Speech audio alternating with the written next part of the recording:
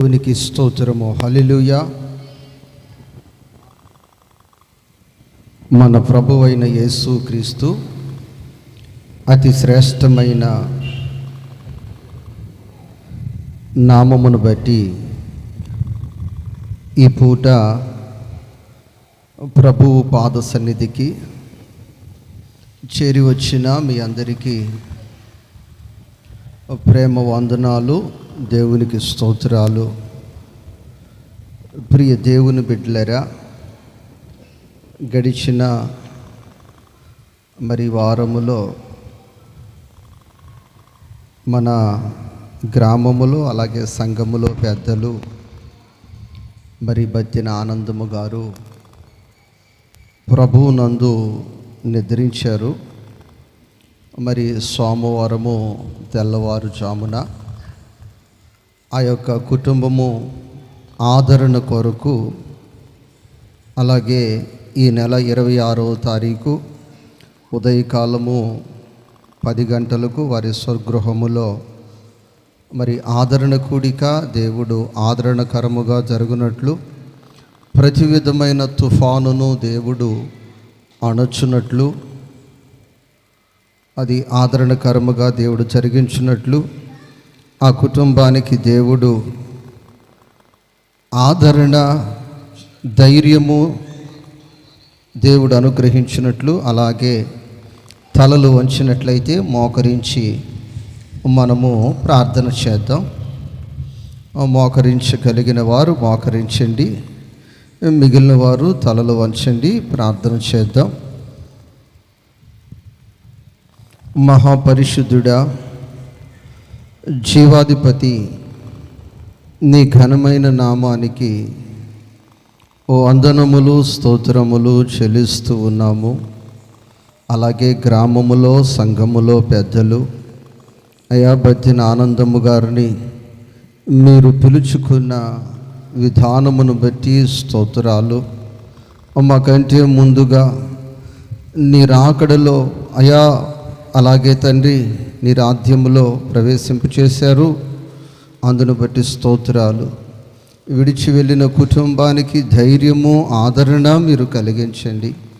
26వ తారీఖు ఉదయం 10 గంటలకు జరుగుతున్న అయా ఆదరణ స్తుతి కూడిక ఆదరణకరముగా ప్రతి విధమైన పెను తుఫానులను గద్దించి ఆపి సమాధానకరముగా మీరు జరిగించమని యేసు నామములో అడుగుచున్నాము తండ్రి. ప్రార్థన ఆలకించిన దేవునికి స్తోత్రాలు చెల్లిద్దాం.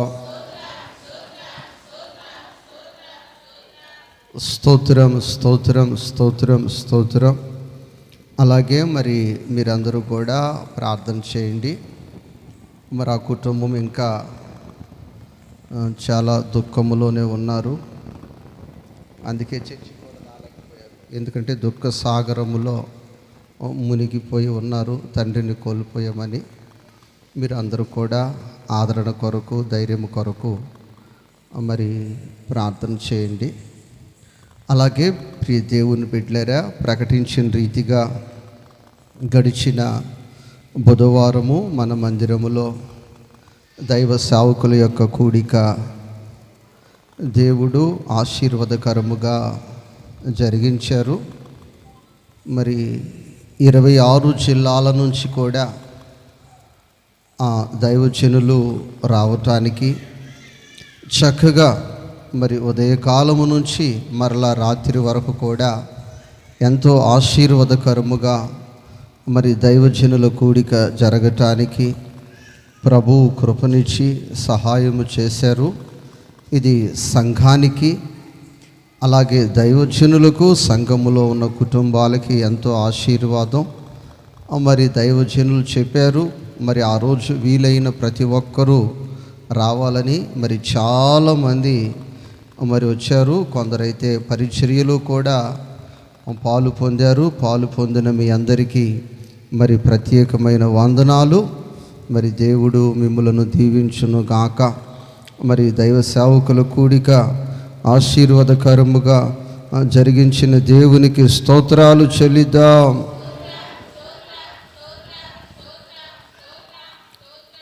హల్లెలూయా. అలాగే ప్రియ దేవుని బిడ్డలారా, మరి నిష్కలంక విషయములో, మరి ప్రార్థన విషయములో మరి ప్రార్థన చేస్తూ ఉన్నాం. మరి ప్రభువా, మరి హాస్టల్లో ఉంటుంది, ప్రార్థన కావాలి, ఆదివారం వాళ్ళు పంపించట్లేదని మరి గడిచిన సంవత్సరం దైవ సేవకులు టైటస్ బాబు గారు వచ్చినప్పుడు మరి ఈ విషయాన్ని పంచుకోవటం జరిగింది. అని చెప్తే మా పాప హాస్టల్లో చదువుకుంటుంది, అక్కడ ప్రార్థన ఉంటుందని తెలియచేయటం జరిగింది. మరి మా పాప కూడా ఎక్కడైనా అవకాశం ఉంటే చూడమని దైవజనులకు విషయం చెప్తే, దైవజనులు మొన్న హఠాత్తుగా రాత్రి ఫోన్ చేసి ఇట్లా కాకినాడలో ఒక స్కూల్ ఉంది, అలాగనే నూజివేడులో ఒక స్కూల్ ఉందని చెప్పారు. వెంటనే వెళ్ళమని చెప్పినప్పుడు మరి ఇంకా ఆ స్కూల్ గురించి వివరంగా మరి తెలుసుకున్నప్పుడు మరొక దైవజనులు చెప్పింది, సేమ్ అదే స్కూలు మన సహోదరుడు పాలరాజు గారి గ్రామంలో కూడా అదే స్కూల్ ఉంది, వాళ్ళ ఊరిలోనే ఉంది, అది పక్కన, వారి ఊరు పక్కన. మరి వెంటనే వెళ్ళటానికి మరి అక్కడ క్యాంపస్ అంతా చూస్తే మరి వాళ్ళు చెప్పారు, అయ్యా ప్రతిరోజు ప్రార్థన చేయాలి, అలాగే వారానికి ఆరాధన ఉంటుంది, ఇక్కడ ఇవి క్రమాలు. మరి ఇష్టపడి కూడా అనేక మంది జాయిన్ చేస్తున్నారు, హిందువులు కూడా 600 మంది పిల్లలు ఈ క్యాంపస్లో ఉంటున్నారని మరి తెలియచేస్తే మరి పాపను మరి అక్కడ జాయిన్ చేయటం జరిగింది. చాలామంది దూరం అంటున్నారు. మరి ఇప్పుడు చదువుతున్న స్కూల్లో స్టడీ బాగానే ఉంది, కానీ కేవలము ప్రార్థన కొరకు వాళ్ళు బైబిల్ నేర్పిస్తాం, అన్ని సబ్జెక్టులో ఒక సబ్జెక్టుగా బైబిల్ నేర్పిస్తాం అని చెప్పడం జరిగింది. ప్రియ దేవుని బిడ్డలారా, మరి మన బిడ్డకు మరి చదువు కంటే ముఖ్యముగా మరి వాక్యము కూడా తెలుసుకోవాలి కాబట్టి అక్కడ జాయిన్ చేయటం జరిగింది. మరి ఆ ప్రాంతంలో దేవుడు మంచి వాతావరణం ఇచ్చి తినుచున్న ఆహారాన్ని, తాగుచున్న పానీయాన్ని పరిశుద్ధపరిచి, అలాగే దేవుని యందు భయభక్తుల్లో, వాక్యములో, ప్రార్థనలో, అలాగే చదువులో బిడ్డ ఎదగటానికి కృప చూపుతున్న దేవునికి స్తోత్రాలు చెల్లిద్దాం. స్తోత్రం స్తోత్రం స్తోత్రం స్తోత్రం స్తోత్రం స్తోత్రం. హల్లెలూయా. ప్రియ దేవుని బిడ్డలారా, మరి కొద్ది నిమిషాలు దేవుని వాక్యాన్ని మనము ధ్యానం చేసుకుందాం. ఫిలిప్పీ పత్రిక 4వ అధ్యాయము 3వ వాక్యాన్ని 13వ వాక్యాన్ని నేను చదువుతాను, మీరు ఆ వాక్యాన్ని గమనించండి. నేను సమస్తమును చేయగలను. అందరూ కలిసి నాతో ఈ మాట చెప్పాలి, నేను సమస్తమును చేయగలను. ప్రియ దేవుని బిడ్డలారా, ఈ మాట చెప్పింది ఒక భక్తుడు. ఈ మాట చెప్పారు. ఈ మాట నేటి వరకు కూడా చాలామంది చెప్తారు, నేను అది చేస్తాను, నేను ఇది చేస్తాను, నేను అది చేస్తాను, నేను ఇది చేస్తాను అని. మరి కొంతకాలము గడిచిన తరువాత, సహోదరి, సహోదరుడా, నీవు చెప్పినట్లు చేసావా, చేస్తావా, చేయబోతున్నావా అని అడిగితే వారు చెప్పే సమాధానం ఏమిటంటే, పరిస్థితులు అనుకూలించలేదు. ఏం చెప్తారు? పరిస్థితులు అనుకూలించలేదు కనుక నేను చేయలేకపోయాను. ఏమిటి పరిస్థితులు అనుకూలించలేకపోవటం? ఆ సమస్య ఏమిటి అంటే, ఎక్కువ మంది చెప్పేది ఆర్థిక పరిస్థితి. ఏమిటమ్మా? ఆర్థిక పరిస్థితి. గడిచిన మే నెలలో ఒక వ్యక్తి కలిసి ఈ సంవత్సరం 2 పిల్లలు పెళ్ళిళ్ళు చేసేయాలండి, మే జూన్లో ఆగస్టు లోపలనే అయిపోవాలన్నారు. మరలా ఈ వారములో ఆ వ్యక్తి కలిశాడు. ఆ వ్యక్తి కలిసినప్పుడు వివాహాలు అయిపోయాయా అని అడిగితే ఒకరికి జరగలేదు. ఏమిటి అంటే ఆర్థిక పరిస్థితి. ఏమిటది ఆర్థిక పరిస్థితి. సంబంధాలు సిద్ధముగానే ఉన్నాయి, ఆర్థిక పరిస్థితి వలన అబ్బాయికి కట్నం ఇస్తామంటున్నారు, అమ్మాయికి కట్నం అడుగుతున్నారు. అమ్మాయికి కట్నం ఇవ్వాలంటే చాలా కష్టంగా ఉంది, అబ్బాయికి పెళ్లి చేయాలంటే రేట్లన్నీ ఆకాశానికి అంటుతున్నాయి. రేట్లన్నీ ఎక్కడ అంటుతున్నాయి? ఆకాశానికి అంటుతున్నాయి. పుట్టినప్పుడు సంతోషించాం కానీ పాస్టర్ గారు, ఇప్పుడు మగపిల్లోడు పెళ్ళికి వచ్చేసరికి వణుకు పడుతుంది ఖర్చు అంటున్నారు. దేవునికి స్తోత్రం. నా ప్రియ దేవుని బిడ్డ, నా ప్రియ సహోదరి, నా ప్రియ సహోదరుడా, నేను సమస్తమును చేయగలను అని అనేకులు చెప్తున్నారు. అది మాటతోనే మిగిలిపోతుంది కానీ చేతుల వరకు వచ్చే పరిస్థితి లేదు. దేవుని వాక్యము చెప్తుంది. ఈ భక్తుడు అంటున్నాడు, ఈ వాక్యాన్ని ఒక్కసారి పూర్తిగా చదవండి. నన్ను బలపరచువాని యందే, అందరూ కలిసి చదవాలి. అందరూ కలిసి, నన్ను బలపరచువాని యందే నేను సమస్తమును చేయగలను. నేను సమస్తమును చేయగలను. నేను సమస్తమును చేయగలను. దేవునికి స్తోత్రం. హల్లెలూయా. నన్ను బలపరచువాడు ఉన్నాడు. ఆయన నన్ను బలపరిచినప్పుడు నేను సమస్తమును చేయగలను. దేవునికి స్తోత్రం. చేయలేకపోవటానికి 2 కారణాలు. ఒకటి అనారోగ్య పరిస్థితి, బలహీనత ఒకటైతే, మరొకటి ఆర్థిక పరిస్థితి. ప్రియ దేవుని బిడ్డలారా, ఒక వ్యక్తిని కళ్ళు 2 పీకేశారు. ఈ 2 కళ్ళు పీకేసి 2 స్తంభాలకు ఆ వ్యక్తిని కట్టి పెట్టేశారు. ఆ స్తంభాలు ఎంతటి స్తంభాలంటే, రైల్వే బ్రిడ్జ్ దగ్గర రౌండ్గా ఆ ట్రైన్ వెళ్ళటానికి సరిపడా లావైన స్తంభాలు ఉన్నాయే, హైదరాబాదులో ఆ మెట్రో పిల్లర్ అంటారే, ఆ స్తంభాలంతకంటే ఇంకా ప్రతిష్టమైన స్తంభాలవి. దేవునికి స్తోత్రం.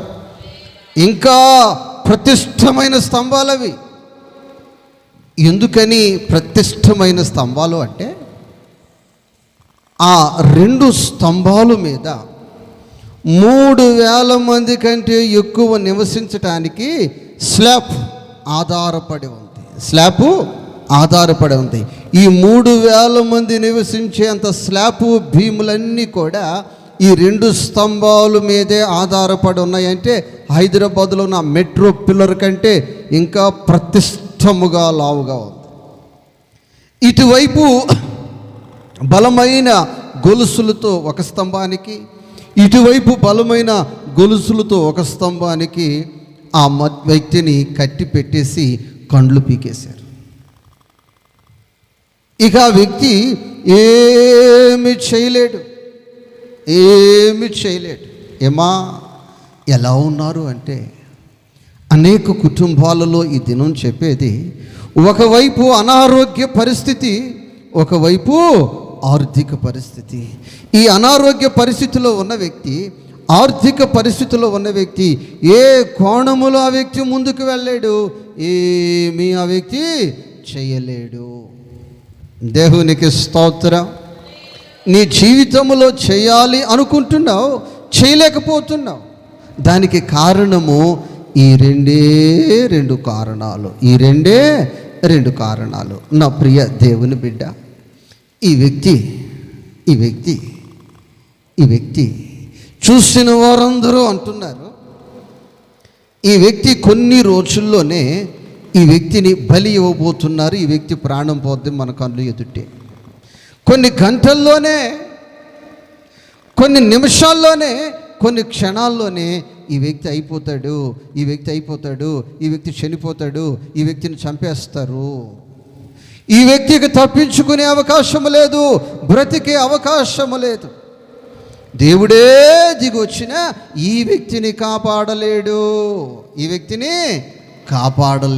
అని ప్రజలు ఆలోచన. ఎవరి ఆలోచన? చెప్పాలి ఎవరి ఆలోచన? ప్రజలు ఆలోచన.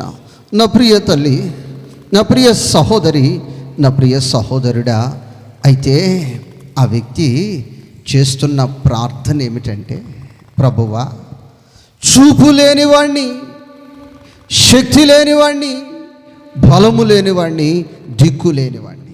చెప్పాలి, చూపు లేనివాణ్ణి, దిక్కు లేనివాణ్ణి. దేవునికి స్తోత్రం. ఒక్కొక్కసారి అంటారు, అసలు నీకు దిక్కెవరు అంటారు. ఏమంటారమ్మా? అసలు నీకు దిక్కెవరు? శాంసనరే,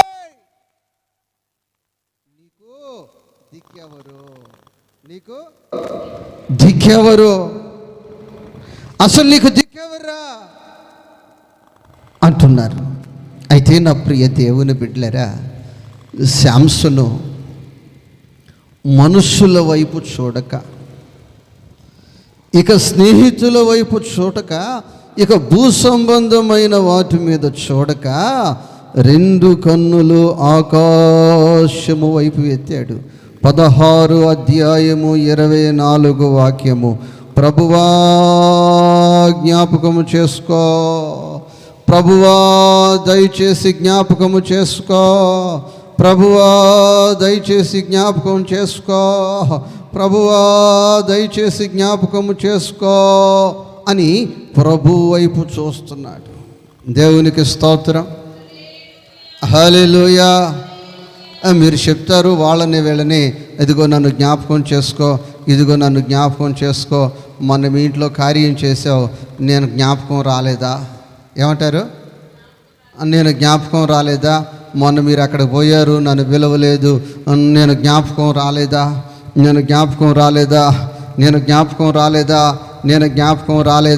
అంటారు.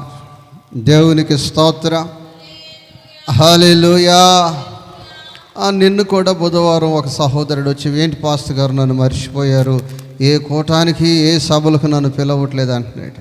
ప్రియ దేవుని బిడ్డలారా, పాంప్లెట్లు కొట్టించి, మైకులు పెట్టించి, అనౌన్స్మెంట్ చేసి, ఫేస్బుక్లో షేర్ చేసి, వాట్సాప్లో షేర్ చేస్తే ఆయనకి కన్నులు ఏమైపోయినాయి? మూసుకుపోయి నన్ను మర్చిపోయారు అంటున్నాడు. నా ప్రియ దేవుని బిడ్డలారా, ఈ శాంసన్ అంటున్నాడు, ప్రభువా నీవు నన్ను జ్ఞాపకం చేసుకో. అక్కడ పెట్టు. నీవు నన్ను జ్ఞాపకం చేసుకో. ఎవరిని అంటున్నాడు? చెప్పాలి, ఎవరిని అంటున్నాడు? యేసయ్యా నన్ను జ్ఞాపకం చేసుకో, ఒక్కసారి జ్ఞాపకం చేసుకో ప్రభువా. దేవునికి స్తోత్రం. హల్లెలూయా. ఒక్కసారి జ్ఞాపకం చేసుకో. దేవునికి స్తోత్రం. ఈ వ్యక్తికి బంధువులు చాలామంది ఉండొచ్చు, స్నేహితులు చాలామంది ఉండొచ్చు, రక్త సంబంధికులు చాలామంది ఉండొచ్చు, కానీ ప్రభువుని అంటున్నాడు, నన్ను జ్ఞాపకము చేసుకో. ఏం చేసుకో? నన్ను జ్ఞాపకము చేసుకో. ప్రియ దేవుని బిడ్డలారా, ఎందుకయ్యా మనుషులు చాలామంది ఉన్నారు, వాళ్ళని అడక్కోకుండా ప్రభువుని అడుగుతున్నావంటే, ఆ వ్యక్తి అంటున్నాడు, నేను బర్త్డే చేసుకుంటున్నాను అనుకోండి, ఇంతింత గిఫ్ట్లు పట్టుకుని, ఇంతింత బహుమతులు పట్టుకుని అనేక మంది పిలిచినోడు పిలవనోడు కూడా నా చుట్టూ తిరుగుతారు. అదే నేను పెళ్లి చేసుకుంటుంటే డబ్బులు చదివింపులు పట్టుకొని, బహుమతులు పట్టుకొని, పిలిచినోడు ఒకడైతే పిలవనోళ్ళు 4 నా చుట్టూ తిరుగుతుంటారు. నేను కీడులో ఉన్నాను కనుక నేను అవసరములో ఉన్నాను గనుక, నేను ఆపదలో ఉన్నాను గనుక ఎవడు నా దగ్గరికి రావటానికి ఇష్టపడడో. ఎవడు నా దగ్గరికి రావటానికి? అదే నేను పెళ్లి చేసుకుంటే, బర్త్డే చేసుకుంటే వారం ముందు వచ్చి చేరతారు. ఎప్పుడు ముందు చేరతారు? ఇక వారం, ఇక ఆ కూరగాయలు, ఆ పప్పలు, ఆ తిండి, ఆ అప్పచ్చులు, ఆ మనుగు బూలు అయ్యే వరకు కూడా కొంపొదిలిపారు. ఏమొదిలిపారు? కానీ ఇప్పుడు ఎవరు వస్తారయ్యా? ఇప్పుడు ఎవరు రావటానికి ఇష్టపడరు? ఎవరు రావటానికి? ఏవిరా పోలేదంటే మేము అంటులో ఉన్నాం, ముట్టులో ఉన్నాం అంటారు. ఏమంటారు? మేము అంటులో ఉన్నాం, లేకపోతే అది ఇదని 1,00,000 చెప్తారు సాకులు. అదయ్యా మనుషులు ప్రేమ. అయ్యా నీ ప్రేమ మారని ప్రేమ. దేవునికి స్తోత్రం. సూర్య చంద్రులు మారినను, భూమి పునాదులు కదలినను, సూర్య చంద్రులు మారినను, భూమి పునాదులు కదలినను, యేసుని ప్రేమ నాపై ఎప్పుడు, యేసుని ప్రేమ నాపై ఎప్పుడు మారదు, మారదు, మారదు. ప్రేమ, ప్రేమ, ప్రేమ, ప్రేమ,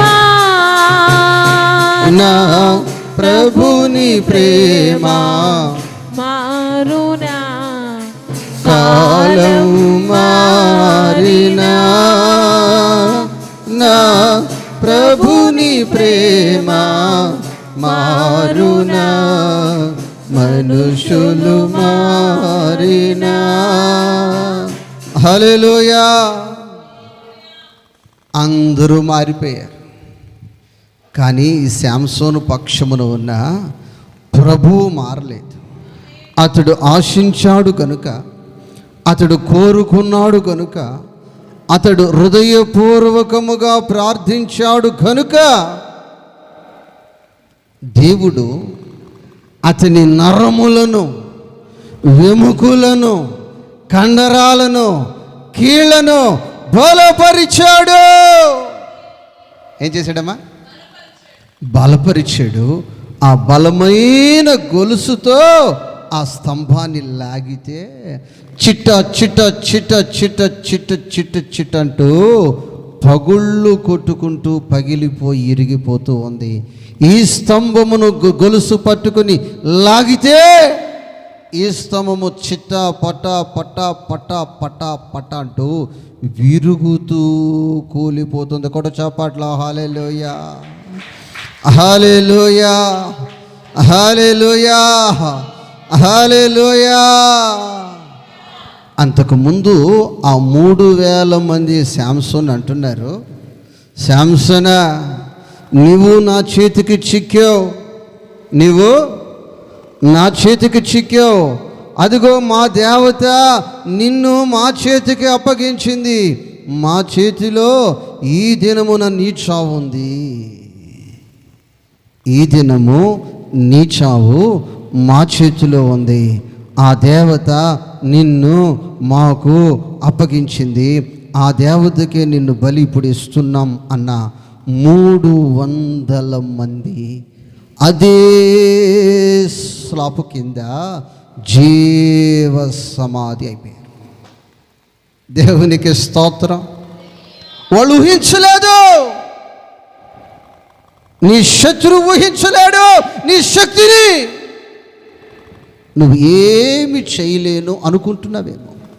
నీ ఎదుట నువ్వు ప్రారంభించిన వ్యాపారం కావచ్చు, వ్యవసాయము కావచ్చు, చేతి పని కావచ్చు, నిర్మాణంలో ఉన్న గృహమే కావచ్చు, అది విద్యాభ్యాసమే కావచ్చు, అవి మిగిలిపోయిన సబ్జెక్టులే కావచ్చు, తీరని అప్పులు కావచ్చు, తీరని సమస్యలు కావచ్చు. నీ ఎదుట ఉన్న వ్యక్తి నీ వల్ల కాదు ఏమంటాడు? చెప్పాలి. నీ బ్రతుకులో నువ్వు రాయలేవు, నువ్వు పాస్ కాలేవు, అంటూ ఏలు నీ ముఖం మీద చూపించి నిన్ను నిందించవచ్చు. 3,000 మంది కలిసి ఒక స్వరముతో. నీవు భయపడనవసరము లేదు. నీ చెయ్యి, నీ చూపు ఆయన వైపు చాపితే వారి అందరి మధ్యలో నిన్ను గనపరిచి, నా ప్రభువు నీ చేతులను బలపరిస్తే, నా ప్రభువు నీ కండరాలను, నీ కీళ్లను బలపరిస్తే, నిన్ను నిందించిన వాడి ఆయుష్ నీ చేతికి వచ్చేస్తుంది. దేవునికి స్తోత్రం, హల్లెలూయా. నువ్వెందుకు ఉపయోగపడవు, నీ వల్ల కాదు, ఇక నువ్వు చస్తున్నావు అని నీతో చెప్తూ ఉన్నా నీవు చింతించిన అవసరం లేదు. నువ్వు చెప్పాలి, నన్ను బలపరుచువాని అందు. ఆమెన్. నన్ను గట్టిగా నన్ను అమ్మ, తినొచ్చిన వాళ్ళన్నా చెప్పండి అమ్మా. ఇప్పుడే వచ్చారు కదా తిన్నవాళ్ళు, తిని ఇప్పుడే వచ్చారు. సువార్తక్క తిన్నావా లేదా? మరి తినకపోతే ఇప్పుడు దాకా ఏం చేస్తున్నావు నువ్వు? 11కి వచ్చింది నువ్వు. దేవునికి స్తోత్రం, హల్లెలూయా. చెప్పండి, గట్టి చెప్పండి. నన్ను బలపరుచువాని యందు నేను సమస్తము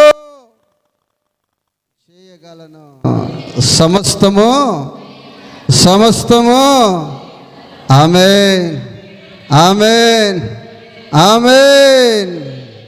సమస్తము చేయగలను. నా ప్రియ దేవుని బిడ్డలారా, ఇక్కడ చిన్న పాకలాంటిది ఉండేది. అది పశువుల పాకలాగా ఉండేది. దేవుని మహాకృపను బట్టి ఈ స్థలమంతా శుభ్రం చేసి, ఈ స్థలమంతా మట్టిపోసి ఇలా చర్చి కట్టాలని ఒక ప్లాన్ లాగా ఇలా గీసి, అది 18 తారీఖు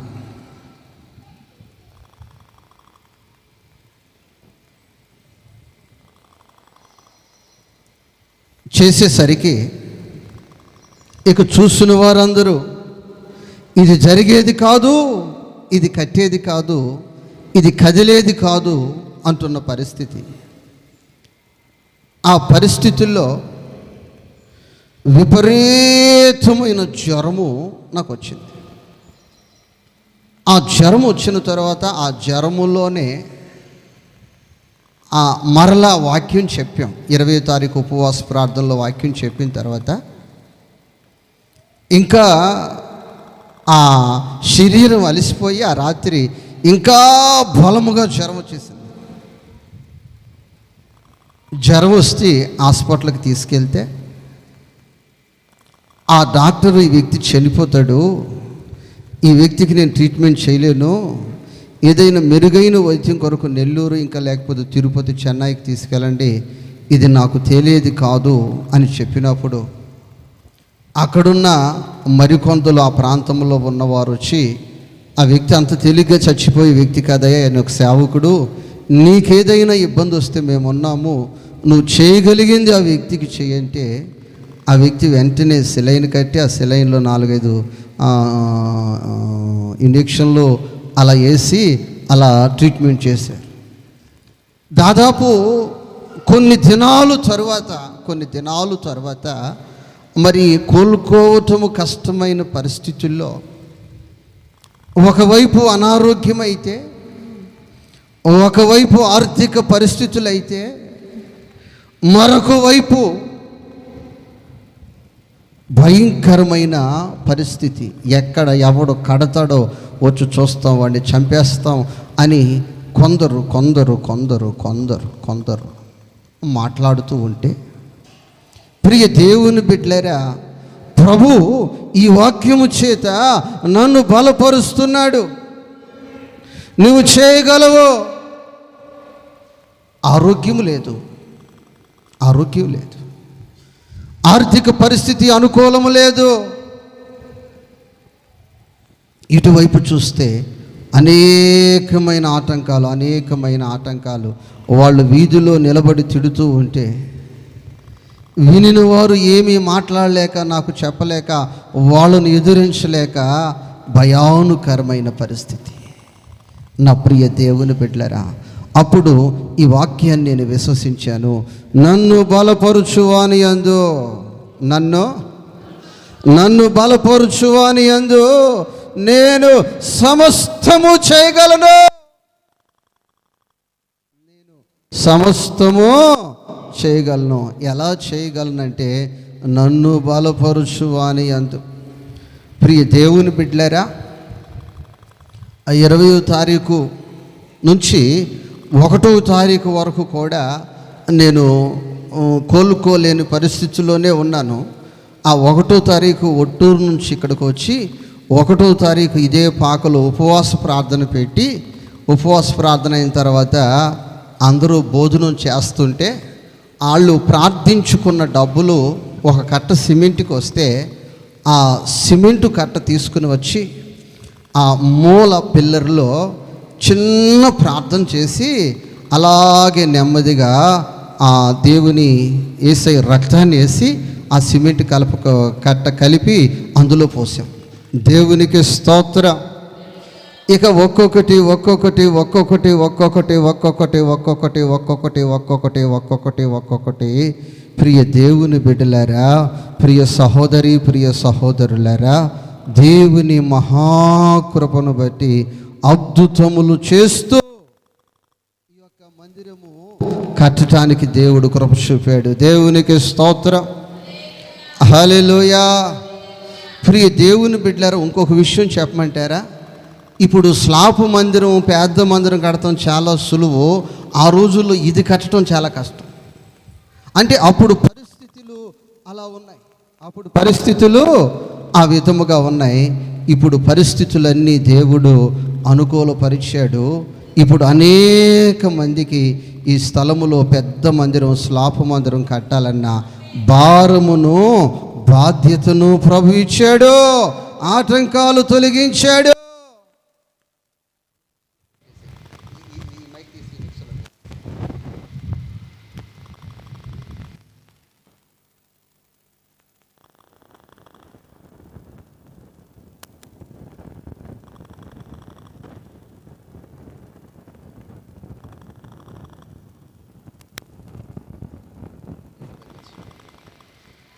దేవుడు ఆ విధముగా కృప చూపి, దేవుడు ఆ విధముగా సహాయము చేయుచున్నాడు. దేవునికి స్తోత్రం. హల్లెలూయా, హల్లెలూయా. మరి నీ జీవితంలో ఏది చేయాలని నీవు ఆశపడుతున్నావో అది చేయటానికి నీ దగ్గర శక్తి లేకపోవచ్చు, అది చేయటానికి నీ దగ్గర బలము లేకపోవచ్చు, అది చేయటానికి నీకు ఆరోగ్యము సహకరించకపోవచ్చు. నువ్వు ప్రభు వైపు చూసి, ప్రభువా నన్ను బలపరుచు, ప్రభువా నన్ను బలపరుచు, నన్ను బలపరుచు అని అందే నేను సమస్తము చేయగలను. నన్ను బలపరుచు అని అందే సమస్తము నేను చేయగలను. దేవునికి స్తోత్రం. హల్లెలూయా. కాబట్టి ప్రియ తల్లి, ప్రియ సహోదరి, ప్రియ సహోదరుడా,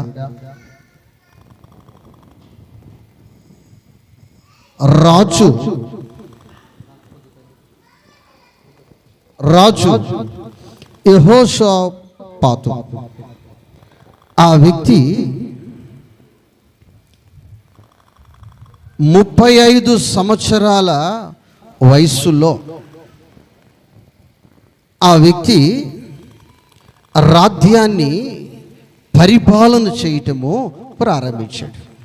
దేవునికి స్తోత్రం. ఎంత వయసులో? 35 సంవత్సరాల వయసులో. ఈ 35 సంవత్సరాల వయసులో రాజ్యాన్ని పరిపాలన చేయటానికి సింహాసనములో కూర్చున్నాడు. మొదటి రాజుల గ్రంథము 22 అధ్యాయము 42 వాక్యాన్ని చదువుకుందాం. యెహోషాపాతు ఏలన ఆరంభించినప్పుడు అతడు 35 వాడై 35 సంవత్సరాల వయసు యెరూషలేములో ఏలెను. దేవునికి స్తోత్రం. చెప్పాలి. అతని వయసు, రాజు వయసు చెప్పండి ఎంత? 35 సంవత్సరాలు. ఈ 35 సంవత్సరాలు వయసులో సింహాసనములో కూర్చుంటే, ఇక సింహాసనంలో కూర్చున్న వ్యక్తికి దిగాలన్న ఆలోచన ఉంటుందమ్మా. 5 సంవత్సరాలు అయిపోయాయి, ఇక నేను దిగిపోవాలి, ఇంకొకరిని ఎక్కిద్దాము, ఎప్పుడు నాకేనా అన్న ఆలోచన ఉంటుందా? నేనే ఉండాలి. ఎంతకాలం ఉంటావంటే 40 సంవత్సరాలు నేనే ఉండాలంటారు. ఏంటి 40 సంవత్సరాలు అంటే 100 సంవత్సరాలు చెప్పుకోవచ్చుగా. 80 సంవత్సరాలు మంచి చచ్చిపోతాడు, ఇప్పటికే 40 సంవత్సరాల వయసు వచ్చేసింది కదా, ఇంకా 40 సంవత్సరాలు అంటారు, 100 సంవత్సరాలు చెప్పరు. దేవునికి స్తోత్రం. ఇతడు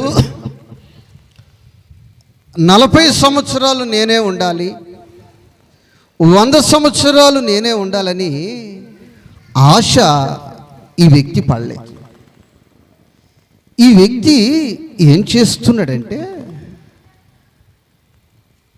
2 దినవృత్తాంతాల గ్రంథము 17 అధ్యాయము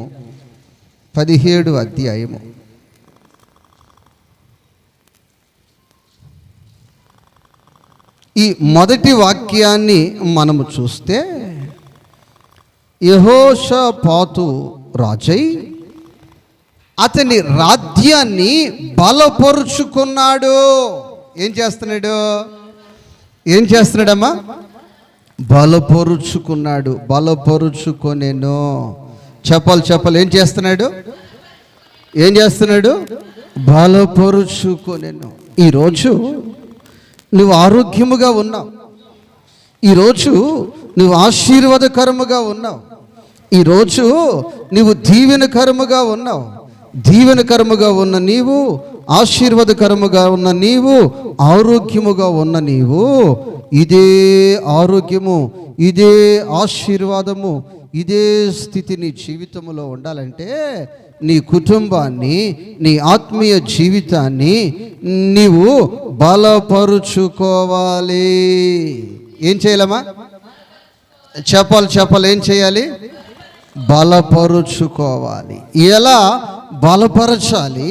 ఈ బలపరచటానికి ఈ మహారాజు ఏమి చేశాడు అని చూస్తే 9 వాక్యాన్ని చూద్దాం. 9 వాక్యాన్ని. వారు యెహోవా ధర్మశాస్త్రమును చేతపుచ్చుకొని ఏం పట్టుకున్నారు? వాక్యాన్ని పట్టుకున్నారు.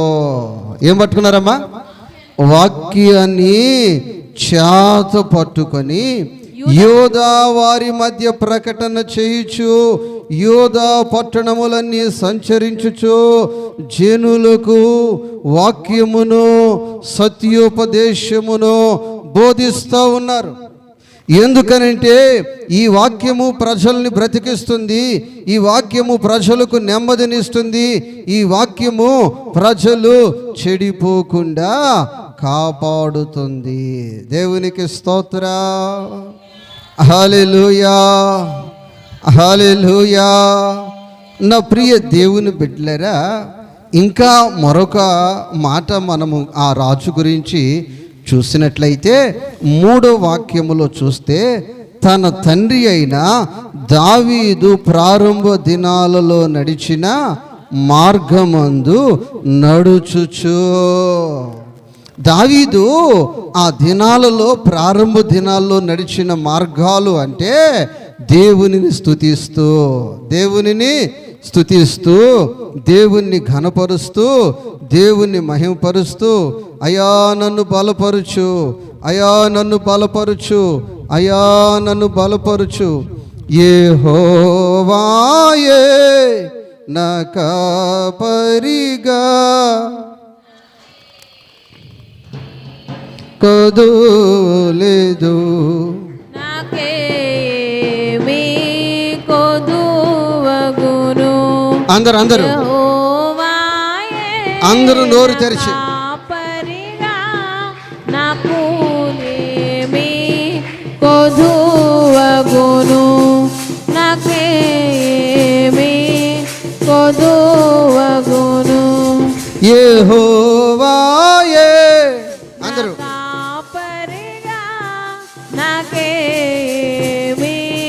కొదువగును, నాకేమీ హల్లెలూయా. దావీదు ఉన్న స్థితిలో సంతృప్తి కలిగి జీవించే వ్యక్తి. అంటే ఉన్నదానిలో ఉన్నదాన్ని బట్టి సంతృప్తిగా జీవిస్తాడు. అంటే ఆ వ్యక్తికి ఏమి పెట్టినా ప్రభు ఇది నాకు పెట్టాడు స్తోత్రం అంటూ సంతృప్తిగా తింటాడు. ఆ వ్యక్తికి ఏమి ఇచ్చినా సంతృప్తిగా ప్రభు నాకు ఇచ్చాడని ధరిస్తారు. యెహోవా దేవుడు సంతృప్తి గలవారిని ఆశీర్వదిస్తాడు. ఎవరిని ఆశీర్వదిస్తాడు? కొందరు బ్రతుకులు ఎలాంటి బ్రతుకులు అంటే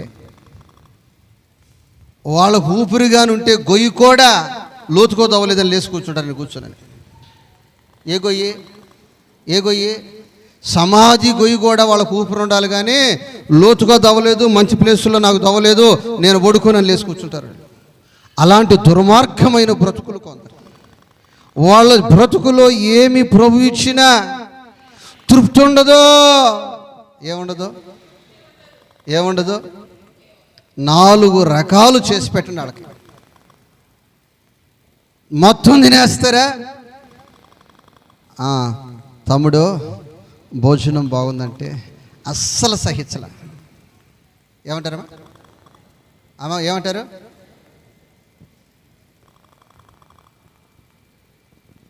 ఎన్ని వాళ్ళు కట్టుకున్నా, ఎంత తిరిగినా, ఎంత తిన్నా వాళ్ళ బ్రతుకులో తృప్తి ఉండదు. కానీ దావీదు అంటున్నాడు, నాకు కొదువలేదు. ఏమంటున్నాడమ్మా? ఏమంటున్నాడు? నాకు అసలు దావీదు అప్పుడు ఏం చేస్తున్నాడంటే గొర్రెలను కాస్తున్నాడు. ఏం చేస్తున్నాడు? గొర్రెలను కాస్తూ 61వ కీర్తన 2 వాక్యాలు చదువుతారు. దావీదు స్థితి అప్పుడు ఎలా ఉంది చెప్తాడు, అర్థమవుతుంది.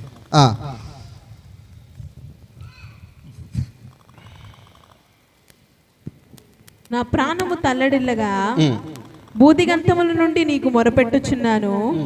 నేను ఎక్కలేనంత ఎత్తైన కొండపైకి, అందరూ చెప్పండి, నేను ఎక్కలేనంత ఎత్తైన కొండ మీదకి నన్ను ఎక్కించుము. దేవునికి స్తోత్రం. హల్లెలూయా. నేను ఎక్కలేను. చెప్పాలి, నేను ఎక్కలేను. నువ్వు ఎక్కించగలవు. ఎవరు ఎక్కించగలరు? నువ్వు ఎక్కించగలవు. దేవునికి స్తోత్రం. ఏ మనుషుడు నిన్ను ఎక్కించలేడు, నా యేసయ్య నిన్ను ఎక్కించగలుగుతాడు. దేవునికి స్తోత్రం. ఆ బెత్లెహేము పొలాల్లో గొర్రెలను కాస్తూ ఉన్నాడు మైదానములో.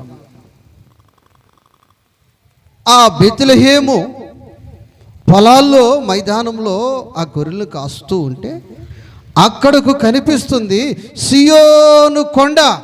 ఏ కొండ? అయ్యా, ఆ కొండ మీదకు ఎక్కే అర్హత నాకు లేదు. ఆ కొండ మీద ఉన్న సింహాసనంలో కూర్చునే యోగ్యత నాకు లేదు.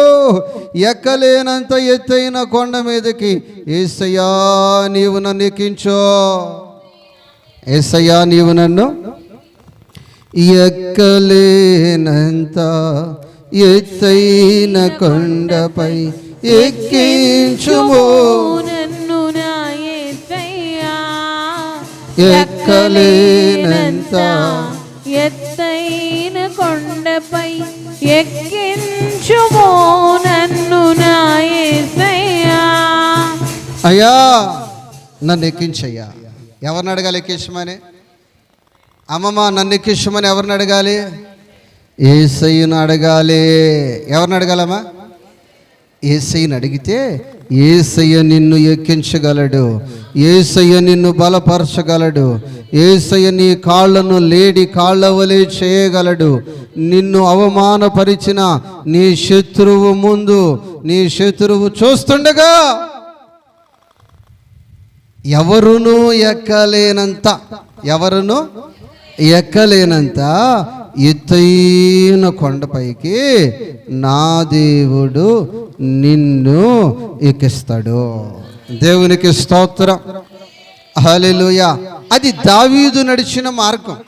ఆ మార్గములో ఈ వ్యక్తి నడుస్తూ ఆ యొక్క జనులందరికీ వాక్యాన్ని బోధిస్తూ, జనులందరికీ ధర్మశాస్త్రాన్ని బోధిస్తూ బోధిస్తూ బోధిస్తూ యోధా పట్టణాలన్నీ సంచరించేస్తున్నారు. దేవునికి స్తోత్రం. ప్రియ దేవుని బిడ్డలారా, రాజ్యము బలపడాలంటే, కుటుంబం బలపడాలంటే, నీ వ్యక్తిగత జీవితం బలపడాలంటే నీవు సేవను బలపరిచే వ్యక్తివై ఉండాలి. దైవ సేవకుని బలపరిచే వ్యక్తివై ఉండాలి. పరిచర్యను బలపరిచే వ్యక్తివై ఉండాలి.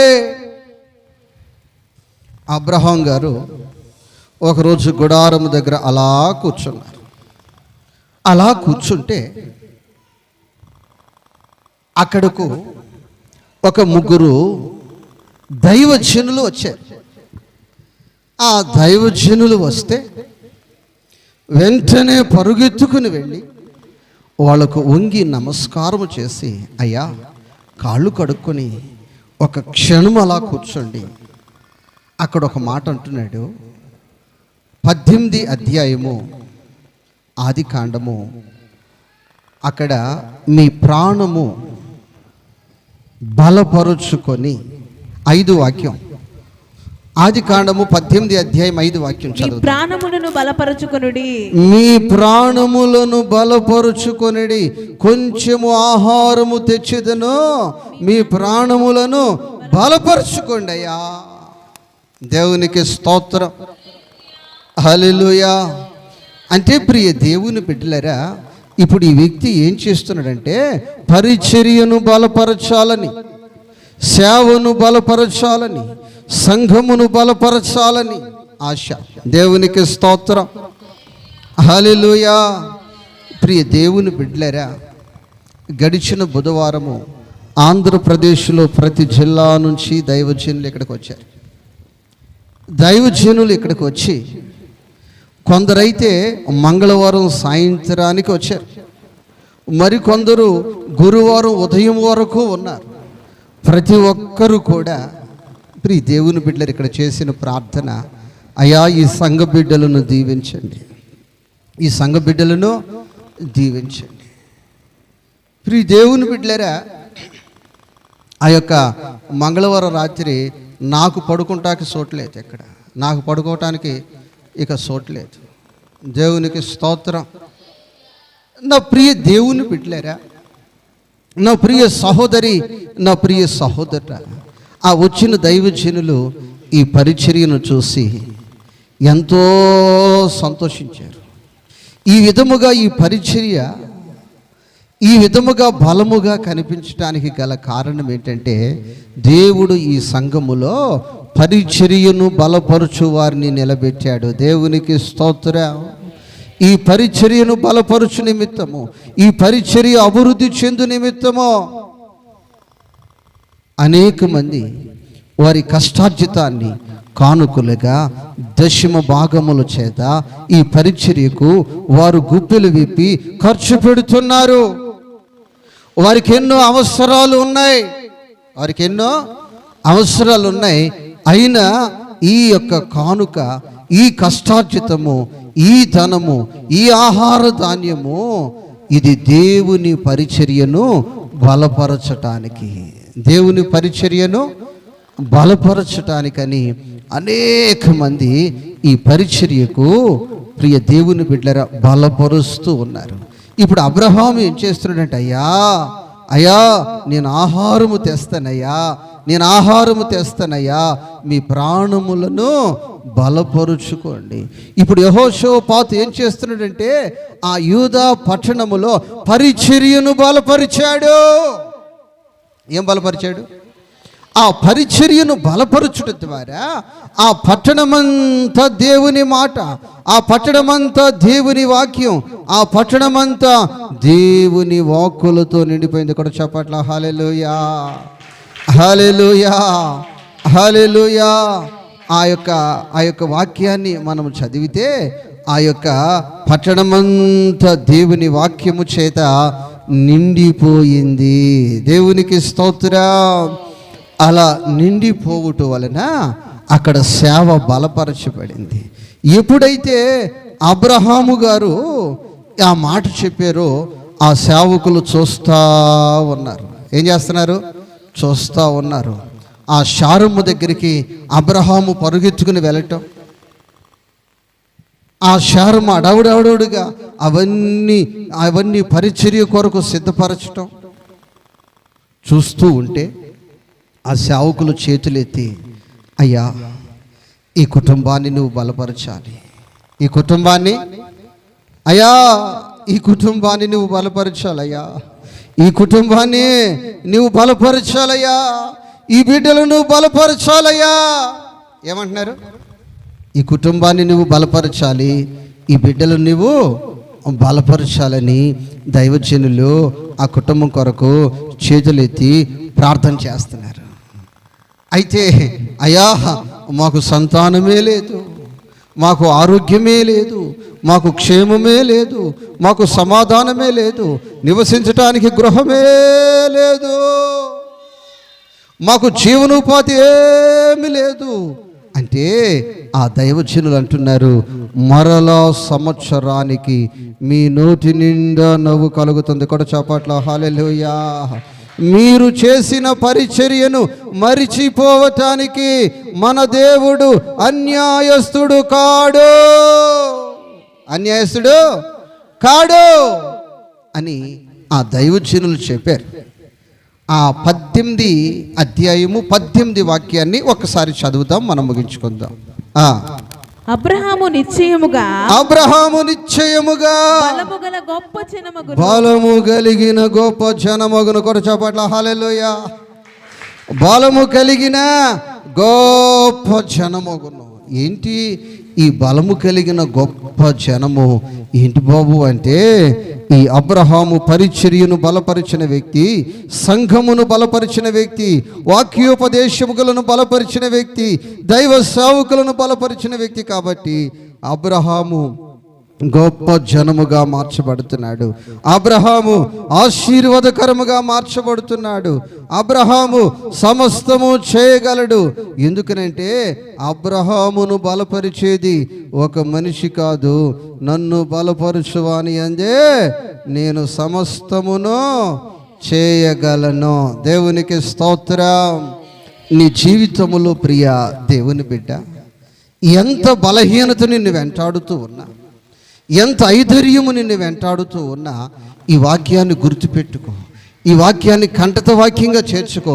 నన్ను బలపరచువాని యందు నేను సమస్తము చేయగలను. ఆగిపోయిన పని అయినా ఆ పని నీ ఎదుటుండి నీతో చెప్పొచ్చు, పనే చెప్పొచ్చు, నువ్వు నన్ను చేయలేవు అని.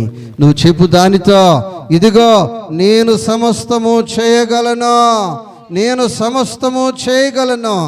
ఎలా చేయగలనంటే చెప్తాను, నన్ను బలపరుచువాని యందు. ఎవరి యందు?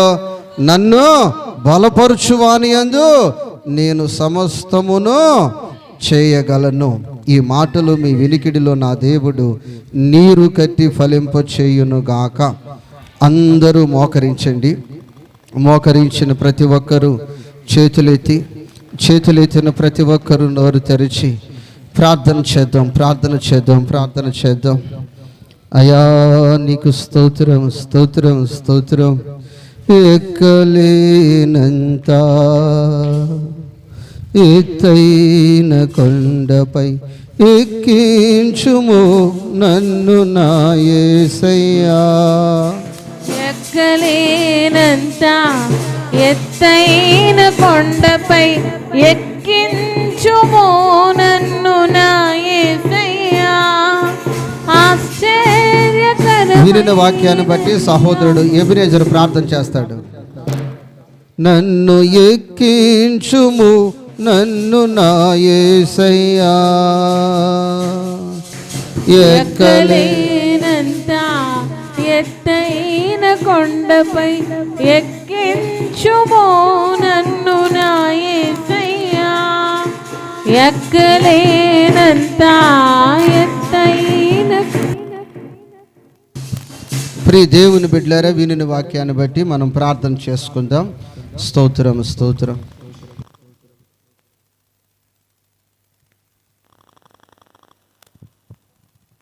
స్తోత్రం స్తోత్రం. పరిశుద్ధాన్ని పరిశుద్ధని పాదాలకు స్తుతులు స్తోత్రాలు చెల్లించుకుంటూ ఉన్నాం ప్రభా. అయ్యా నీ దైవ సేకం నిలబెట్టి ప్రభా నాతోనూ మాతోనూ తండ్రి మీరు సూటిగా మాట్లాడారు.